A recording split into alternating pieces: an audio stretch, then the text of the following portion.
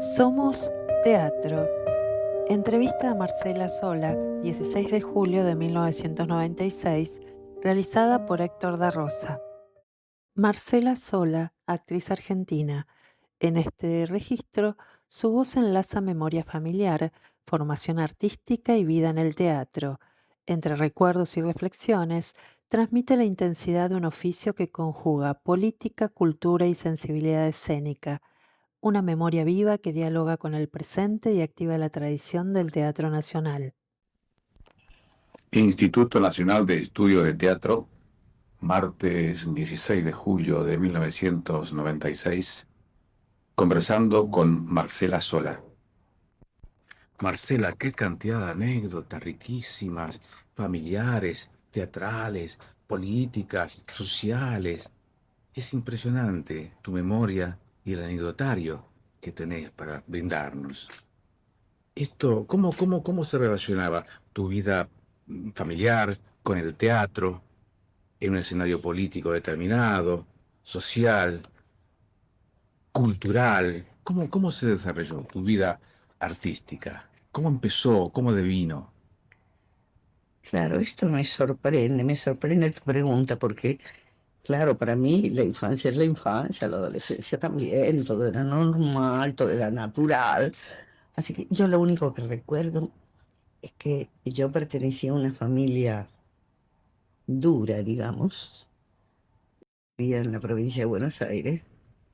La lucha, vos sabés, era radicales y conservadores, ¿es cierto?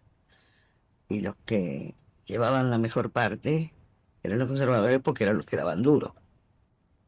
Pero los radicales tenían que sobrevivir. Así que siempre esa lucha era constante. Yo me acostumbré desde muy chica, me mandaban a andar a la puerta y espiar, fíjate si tal cosa, si ves un auto así. Por eso esta última época que pasamos tan mala en el país, yo estaba un poco como adiestrada, digamos, ¿no? Como acostumbrada a ciertas cosas. No te resultaba tan extraña. No me resultaba tan extraño. Claro. Me resultaba de todas maneras de temer Sí. como a todo el mundo razonable, ¿no es cierto? Pero no era sorpresivo para mí. Yo recuerdo haber visto a mi madre, por ejemplo, tener conversaciones con policía y era como un entrenamiento que uno tenía de chico, ¿te das cuenta? Que parece que, no sé, se siente a uno como si fuera de una familia de pistoleros, pero viene a ser más o menos una cosa así. Yo recuerdo entrando a la policía a mi casa y yo saber, por ejemplo, que debajo de la cama de mi madre había armas, había Mauser, como y ahí se dan cuenta mi edad, ¿no? Como arma que se usaba en ese momento, qué sé yo. Y mi madre decir así con desparpajo y con la cara sonriente, por ejemplo, al oficial de policía que entraba, en mi casa se puede ver todo, quiere que le abra los roperos, y yo no sabría. Claro, solo que lo decía, mire debajo de la cama, ¿no es cierto? Decía, mire los roperos. Y los tarados miraban los roperos. Todo eso hace que uno lo vaya aprendiendo, ¿no es cierto? Por lo que veo, tu mamá era de coraje Así, y sí, de sí. carácter, Sí, sí, sí, eso sí. porque había que enfrentar situaciones como esas. Sí, sí, por supuesto. Pero así fue que me crió también un poco. Es decir, en mi casa fueron blandos conmigo en un sentido. Por ejemplo, nunca me prohibieron nada, nunca me obligaron a nada. Pero yo recuerdo cosas que hablaba de la firmeza, por ejemplo, ideológica de mis padres. Y me pone contenta porque hay gente que ahora, de grande, tiene que rectificar lo que le enseñaron de chico. Yo no tengo nada que rectificar. Te puedo contar una cosa que se me ocurre en este momento, pero no Sí, sé si es claro, que es totalmente político, sí, digamos así, claro. ¿no es cierto? Bueno, me acuerdo que siendo yo muy niñita, no sé qué tendría que ser, 4 o 5 años, no sé. No me saquen la cuenta de edad, Mm, pero no importa. Bueno, mi padre me tomó de la mano y me llevó a la calle y me hizo mirar. La casa donde yo vivía tenía un zaguán al medio y dos ventanas, una de cada lado, ¿no? Entonces, alto, se ve que habían subido con escaleras, habían puesto sobre cada ventana, digamos, la foto de un hombre, ¿no es cierto? El retrato de un hombre distinto. Entonces mi padre me llevó ahí y me dijo, mira esto, mira estos dos hombres, ¿te vas a acordar? Yo dije, sí. Y es una de esas cosas de infancia que queda muy aferrada. Me dice mi padre, son buenos, ¿te vas a acordar? Sí, son buenos, pero los van a matar. Ajá. Yo no me inmuté de corazón, no, porque no entendía demasiado, pero me lo aprendí. Y claro, ¿cuántos años después me enteré que era el Saco Ivancetti? Quiere decir que mi padre me enseñó cosas que yo no tenía que rectificar. Me acuerdo también que eso trajo un escándalo, porque vinieron mis tíos a mi casa y protestaron y explicaron que a una criatura no se le enseñan esas cosas. Pero mi padre se quedó muy orgulloso y muy tranquilo, y yo muchos años después también, ¿no? Eran principios, claro. Eran los principios que después quedan firmes en uno, ¿no? Yo no tuve que rectificar nada. Desde la Revolución de Mayo yo no tengo que rectificar nada de lo que me enseñaron, así que... ¿Tenías hermanos? No, había tenido un hermanito mayor que yo que había muerto siendo niño, así que no tuve hermanos, pero mi familia era grandísima de tíos y primos y todas esas cosas. Qué lindo. Y yo fui la única que se le dio por seguir esta mala costumbre. Esa mala costumbre y Esa no la hermosa y heredé, maravillosa costumbre, sí. ¿cómo empezó en medio de todo este contexto político-social? No sé, porque yo iba, bueno, mi padre tenía la idea de que siempre cualquier cosa había que estudiar, ¿no? No, no creía en eso de improvisación, esas cosas.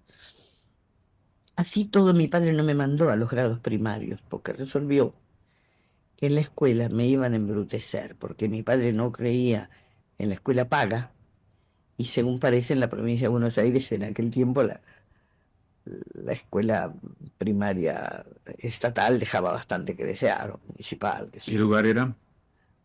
Era Avellaneda, Después me vas a hablar de Avellaneda. y bueno, esto en broma. Bueno, entonces no me mandaron a la escuela ahí. Esa fue mi primer cosa.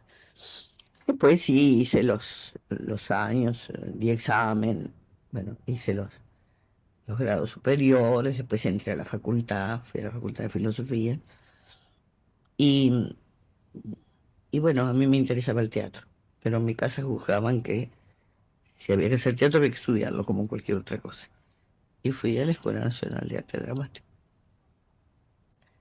que habrá sido error también, pero de ahí conservo el recuerdo de buenos profesores y de buenos compañeros. Época de oro de la escuela. Sí, porque con Cunil Cabanellas era una cosa seria y porque había profesores de la calidad de Vicente Fatone, por ejemplo, que yo juzgo de lo que yo he tratado, ¿no? Yo juzgo que era la inteligencia más clara que había en la Argentina. Fatone era un monstruo de lucidez y Eh, decía cosas muy importantes siempre, no solo con referencia al teatro, sino a todo en a la general. vida. Eso me contaban, vos sabés, yo también egresé de la escuela. Mm. Y en esa época, director Nocera, Ah, no sé, era claro. Nocera, Y no, Osvaldo Bonet, claro. contaban de Ellos todo. fueron inmediatamente anteriores a mí, Bonet, por ejemplo, más o menos por esos Sí, sí, años, sí, ¿no? sí, sí, sí. Y sí me hablaban de verdad esto de Fatone, ¿no? Tan lúcido. Fatone era en ese tiempo profesor del Liceo Militar y por supuesto lo echaron.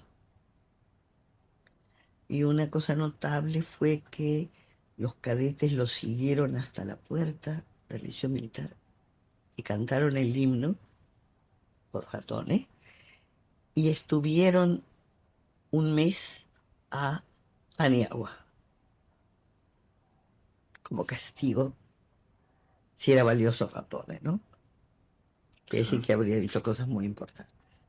Ahí empieza tu trayectoria, de alguna Claro, manera. yo en cuanto me recibí, yo había hecho así algunas cosas, porque en ese tiempo se suponía que era prohibido trabajar fuera del conservatorio, es decir, actuar, ¿no Mm, es cierto? sí, sí.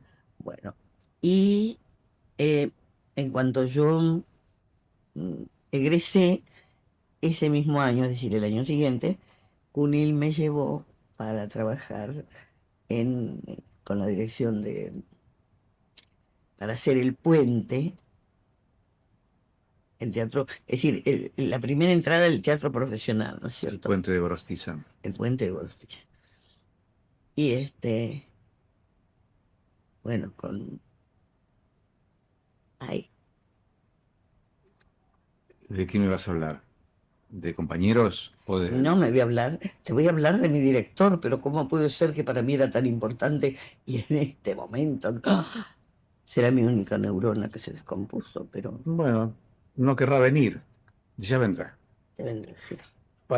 Aprovechemos el paréntesis y antes de continuar del puente para adelante, contame un poquito de Avellaneda y de su entorno ¿Te gusta la político-social. parte Me pintoresca vos? encanta eso. Sí. ¿Quiénes dominaban por ahí en ese momento Y bueno, Avellaneda? los hermanos Ruggiero, ¿m? Uno que se llamaba Ruggerito, que era famoso, es decir, eran los guardaespaldas de don Alberto Barceló, ¿no es cierto? Que eran capos políticos. Sí, el capo era don Alberto Barceló, los otros eran los segundones, los guardaespaldas, digamos lo que diríamos los monos ¿cierto? Eso era. Un poco la historia contada en un guapo de 900. Un poco. Yo recuerdo, por ejemplo, que de mi padre, que como te decía recién, y vuelvo otra vez, en fin, perdóname, que eran 7 hermanos varones, uno de ellos, todos eran buenos mozos, pero uno en especial había tenido polio cuando era chico. Entonces era Rengo, con el pelo mucho, como tenían todos ellos, todo re negro, ojos verdes, y Rengo, te imaginas todas las mujeres detrás y todas las cosas. Bueno, ese fue a dar a la comisaría de Avellaneda en una redada. En ese tiempo mandaba el señor que mandaba ahí, en la provincia de Buenos Aires, desde el ejército, se llamaba el mayor Rosasco. Según dicen, eso yo no lo sé, la comisaría de Avellaneda debe tener muchas tumbas en N, digamos, ¿no? Y se recordaba en mi familia en ese momento que de él había dicho el mayor Rosasco, que estaba con su chofer, tenía un chofer por razones de impedimento físico, ¿no es cierto?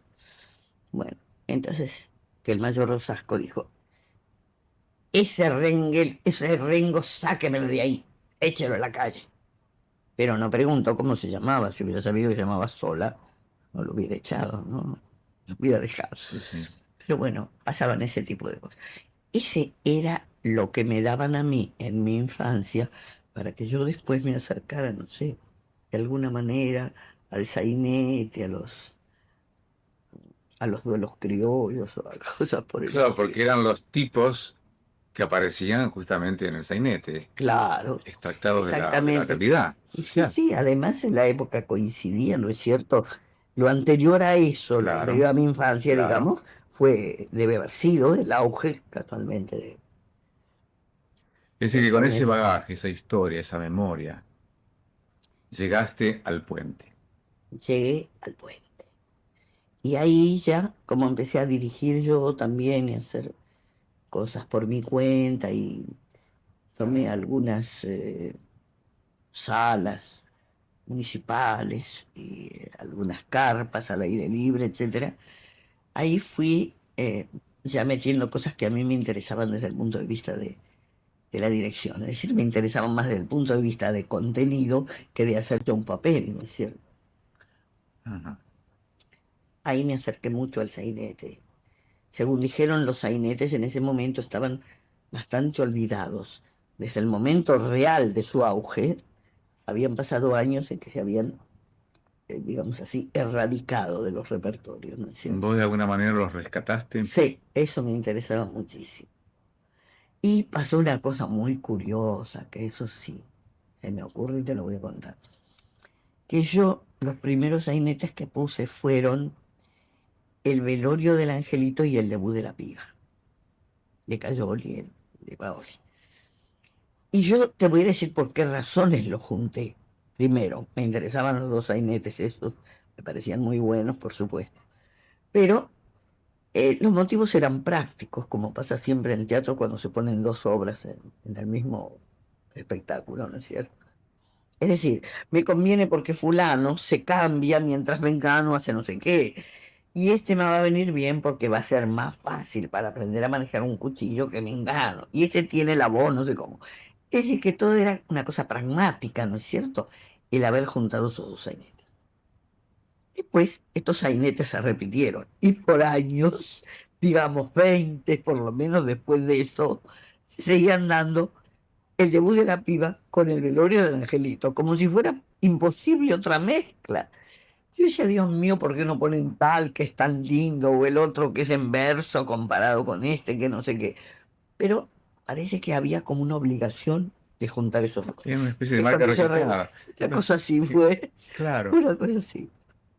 Que realmente lo mío era exclusivamente una cosa de practicidad.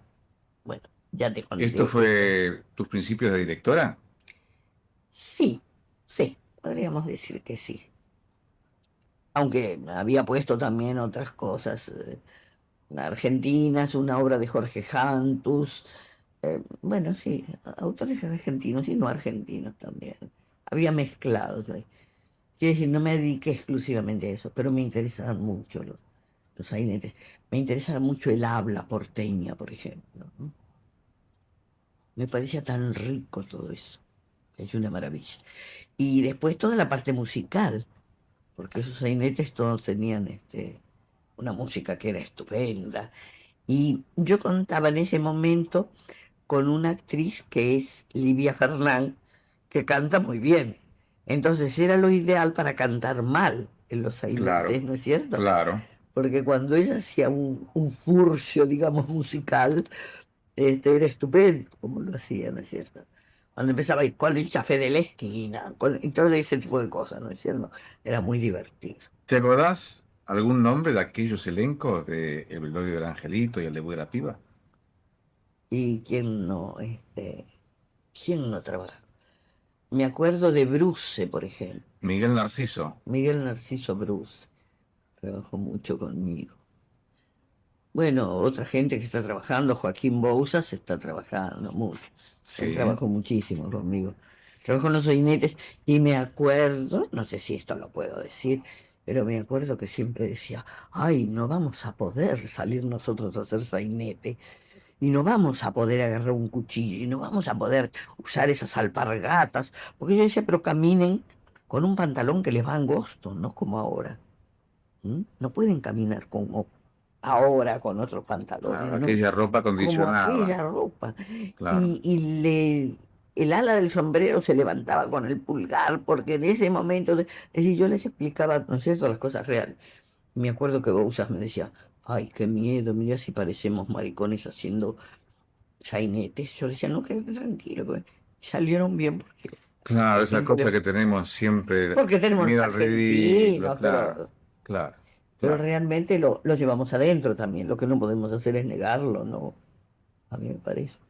Claro, porque si no se ha visto, de alguna manera se ha heredado, está en nuestros genes esa historia. Sí, Sí, sí, sí, sí, sí. qué bueno rescatarlo, ¿no? Y me parece lo más importante. Después de ahí se pueden hacer otras muchas cosas, pero es importante conocerlo de nosotros. Y se fueron alimentando mutuamente la directora y la actriz. Ah, no sé, ¿crees que me ibas a decir los autores con los directores? Vale, vale también eso. Los Vale, también autores y los eso, claro. directores. Sí, claro. Tenías, Este, ¿cómo eran los autores? ¿Tenías relación? ¿Trabajaban en conjunto? ¿Había claro, diálogo? yo no sé por qué a esos no los alcancé, ¿no No, es cierto? pero los posteriores, con los Los cuales, tus posteriores, contemporáneos. los posteriores sí, por supuesto. Yo me acuerdo acá con consejos hasta de Casona, es decir, con muchas cosas que ellos se acercaban a la gente que dirigían. Y bueno, Gorostiza, por supuesto, ya hay tanta gente, pero como lo siguen haciendo ahora, ¿no es cierto? Y creo que son muy buenos espectáculos, especialmente acá los que salen así con la compaginación entre autor y director, ¿no es Y cierto? sí, se potencia. El Sí, producto se claro. potencia.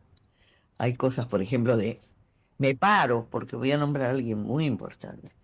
Yo tengo un gran respeto por Griselda Gambaro, ¿no? Claro. Sí, Y sí. y evidentemente ella sabe muy bien el material con que cuenta, ¿no es cierto? Es decir, con los directores y los actores. Me parece que es importante no divorciar eso. ¿Dirigiste muchas piezas? Sí, muchas, tantas que me da vergüenza. ¿Por qué? Hace poco me hablaron de cine. No voy a hablar de cine porque no soy actriz de cine, nunca hice en cine nada importante, etcétera, etcétera. Pero trabajé en más de 30 películas, pongamos, ¿no? Y entonces un día para algo determinado me pidieron que hiciera una lista. Fue terrible porque estuve con un amigo hasta las 2 de la mañana tratando de hablar en un café. Y como mucho juntamos 12 películas, pero no llegamos nunca a las 30 porque uno se olvida, ¿no? Y sí, Yo me olvido las cosas que hago. Hay y gente sí, que sobre no. todo cuando se ha hecho mucho. Yo no soy Funes el memorioso, ¿no? Sobre todo cuando se ha hecho mucho. Sí, ¿Y me cómo tocó. empezó la actriz Marcela Sola? Y bueno, así como te decía recién, cuando me sacó Cunil a trabajar fuera digamos así, en el terreno profesional. Sí. Pero en la parte de teatro independiente ya había hecho protagonista, por ejemplo, 300 millones de Roberto Alt, que es un personaje. La Sofía de Roberto Alt creo que no se parece a nada, es una maravilla. ¿En dónde lo habías hecho? Bueno, eso lo hice en el La Salle, dirección de Nacarati, Pascual Nacarate. el Pascual Nacarati. Y bueno, que trabajaba una cantidad de gente. Trabajaba Borrás, Juancito. trabajaba José María Gutiérrez, Saúl Harlip, qué sé yo, no sé. Se pudo decir que ahora se hace un elenco, pero todos somos un poquito viejos, pero se hace el elenco en nombre, sí, el No, mismo. digamos gente con experiencia. Gente con Eso, experiencia, eso, con mucha experiencia. eso. Este, yo le contaba hoy hablando de otra cosa a Calata, que una cosa muy curiosa me pasó que una vez que yo estaba en una exposición de plásticos, qué sé yo, mirando ahí, y se aparece por una puerta allá a lo lejos Juan José Bertona y grita: Marcela, ¿cómo te va? Muchos saludos, siempre a la distancia. Entonces se le ocurre de allá decir: ¿sabes cuántos años hace que somos amigos? 40. Y yo le dije: ¿por qué no te vas un poquito? Bueno, en fin, todas esas cosas, que estamos todos en familia siempre. Te hace una pregunta directa, quemarropa. Ujú. Instituto de Arte Moderno. O Instituto de Arte Moderno, me ¿Qué pasó? acuerdo, por ejemplo, de haber hecho una cosa muy curiosa, un personaje que también me gustaba mucho, porque hicimos La Esquina Peligrosa. Yo hacía un personaje, Olwen, fabuloso personaje, y lo dirigió Marcelo Lavalle. Y ese espectáculo se repuso 10 años después, también por Marcelo Lavalle, con otra apuesta, pero cambiado el elenco, ¿no es cierto? Excepto yo, a quien Marcelo le dio el mismo personaje 10 años después. 10 años después, sí. Ahí fui muy feliz de volver a hacer eso. Y fue una cosa muy curiosa de ese espectáculo también, que fue el espectáculo de teatro independiente que por esos años dio la mayor cantidad, es decir, el más grande ingreso en dinero del teatro independiente. Esquina Peligrosa fue un éxito comercial, digamos. ¿En qué año, Marcela, fue esto? Ay, sabes que yo para eso soy fatal, de los años nada. Y Porque, habrá sido el 50 y el 60, o el 50 y tantos y el 60 y tantos. porque a mí me parece que en el 60 y tanto yo la vi. Ah, pues. Es decir, en ese caso viste la segunda La versión, segunda versión. yo te puedo decir quiénes estaban cambiados, ¿no? Pero yo a mí me tuviste que ver, no te quedó otra. Claro. Ahí estaba Ricardo Robles, que en la primera versión había estado Nacho Quirós. Era así, había todos actores cambiados, yo no me acuerdo de todos, ¿no? En la primera trabajaba Lida Elizán, nos divertimos mucho haciendo esa obra, lo pasamos muy bien. Y duró muchísimo, todo un año, y te digo después la reposición, ¿no? Fue un éxito dentro de... Era muy importante el movimiento independiente en Muy ese importante. entonces. En ese momento se consideraba que era lo que había subido, digamos así, el nivel de lo que era teatro comercial. En ese momento decir teatro comercial era un poco subestimar en el sentido que uno consideraba que era un repertorio de menos importancia. ¿Mm? Y el teatro independiente, tanto en lo argentino como en lo importado, eran grandes títulos de obras, grandes títulos. Digamos que el teatro independiente estaba más comprometido culturalmente Totalmente. y menos comercialmente que el teatro comercial, Comprometido, por una parte, comprometido ideológicamente, ¿cierto? fundamentalmente. Y además en calidad también. Era muy... Es decir, se dieron a conocer autores muy importantes, muy importantes. Y llegamos siempre a la misma conclusión. Lo ideológico más la calidad Sí, claro. es negocio. Porque andaba muy bien económicamente. Andaba muy bien, muy Comercialmente funcionaba. bien. Claro, sí, sí. Desde lo que hacía Barletta en el Teatro del Pueblo, ¿no es cierto? Haciendo entrar a la gente con su campanita en la puerta, de ahí lo de la campana ahora, ¿no? ¿Cómo es esto? ¿Por qué es teatro de la Barletta campana? salía a la puerta y tocaba la campana y decía a 20 centavos la entrada, 20 centavos. Y después, además, digamos así, después del espectáculo venía la discusión, la polémica, etcétera, etcétera, lo cual también era muy importante. Iban muchos obreros, cosa que después desapareció del teatro, muchos maestros, es decir, gente con necesidad de cambiar ideas, de enterarse de cosas Obreros inquietos culturalmente. culturales. Y el Cosa teatro que, independiente les facilitaba. pero claro, primero por la cantidad de dinero que era muy poca. Por una moneda se iba a los teatros, ¿no es cierto?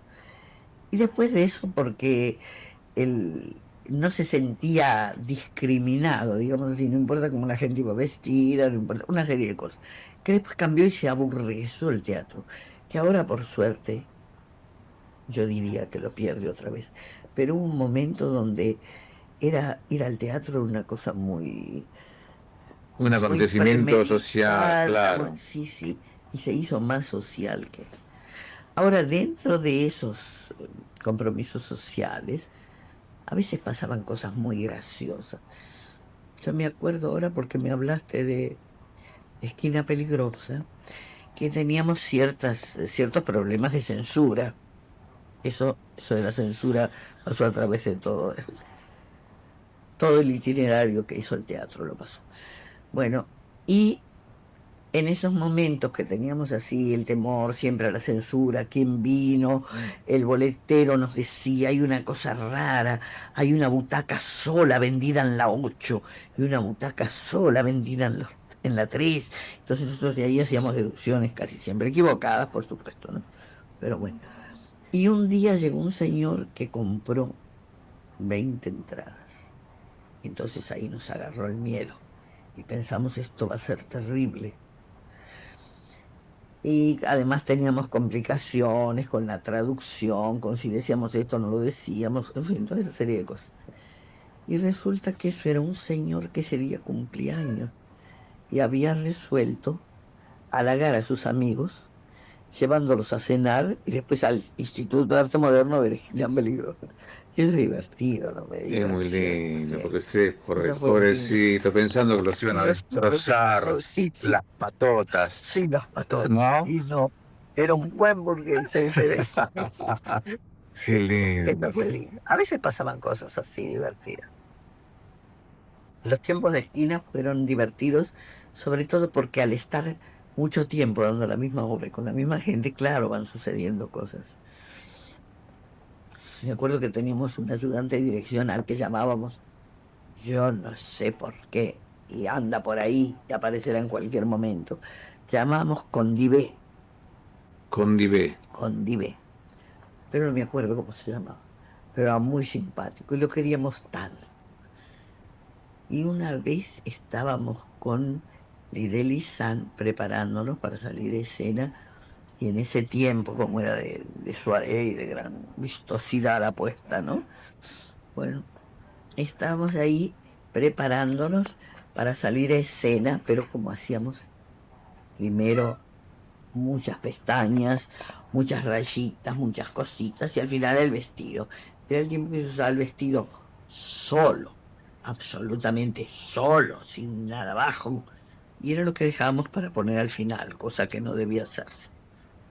Entonces, ese día con Dive gritaba, "Ya di segunda, ya di tercera, ¿por qué no están acá que di tercera?", gritaba el transporte. Y de pronto, sin decir más, Aguaba, en el momento que nosotros nos habíamos sacado la ropa para ponernos ese vestido único, con David abre la puerta y grita, nos mira de arriba abajo así, todavía están así. ¡Ah! Cierra la puerta y se va. Esas eran las cosas que nos divertían en el teatro. Claro, claro. Muy divertido. Decime, ¿los actores en ese momento vivían exclusivamente del teatro o hacían otra Nadie tarea? vivía del teatro, no solo no exclusivamente, de ninguna manera vivíamos del teatro. Es decir, después empezó la gente a, bueno, unos ingresaron en la TV, algunos papelitos uno hacía en cine o donde lo llamaban, ¿no es cierto? Radio también, la radio ayudaba a algo, pero del teatro nadie podía vivir, por supuesto, ni hablar remotamente, ¿no? Claro, porque De los eso. ingresos eran Eran magros. mínimos o nada, o nada. Había lugares donde ni siquiera se hacía un reparto del dinero, nada.